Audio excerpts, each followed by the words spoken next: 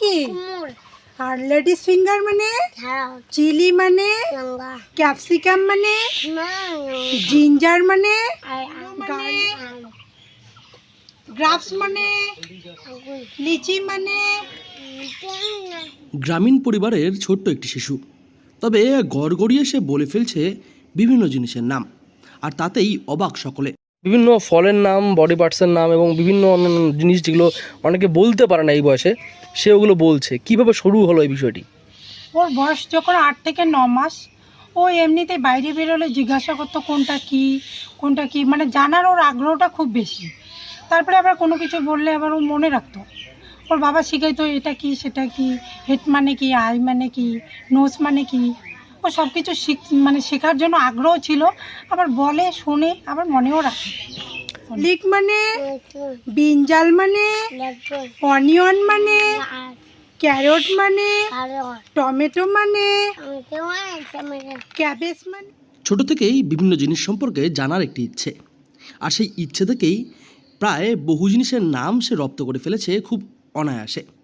বর্তমান সময়ে সে গড়গড়িয়ে বলে ফেলছে এই সকল জিনিসের নাম, আর সে কারণেই রীতিমতো খুশি তার পরিবার এবং আত্মীয় পরিজনেরা। অনেক কিছু। বর্তমান সময়ে ছেলে মোটামুটি কতগুলো জিনিসের নাম বলতে পারছে এরকমভাবে? 250টা। 250টা। আবার মাসের নাম বলতে পারছে, মাসের নাম বলতে পারছে। 1 2 বলতে পারে। একটা রিসেন্টলিও একটা পেয়েছে, পুরস্কার পেয়েছে। তো এই গোটা বিষয়টিতে আপনারা বাবা মা হিসেবে কতটা খুশি? খুশি, ওটা তো বলে বোঝানো যাবে না, অনেকটাই খুশি আর কি। কি ভাবছেন যে ভবিষ্যৎ দিনে ছেলেকে কিভাবে আরো তৈরি করবেন? সে তো চেষ্টায় আছি, দেখি।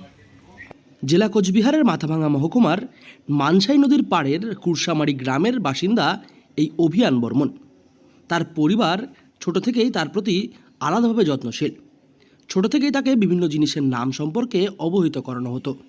বর্তমান সময়ে সে গড়গড়িয়ে সেই সমস্ত জিনিসের নাম নিমেষেই বলে ফেলছে, এবং জিজ্ঞেস করলে সে অনায়াসে সেই সকল জিনিস সম্পর্কে বলতেও পারছে। তাই তো বর্তমান সময়ে সে পুরস্কৃত হয়েছে একটি সংস্থার পক্ষ থেকে। 2 বছর 5 মাস বর্তমান চলছে। ওর এই সাফল্য, বাবা হিসাবে এই বিষয়টাতে কতটা ইনভলভমেন্ট ছিল বলে মনে হয় আপনার?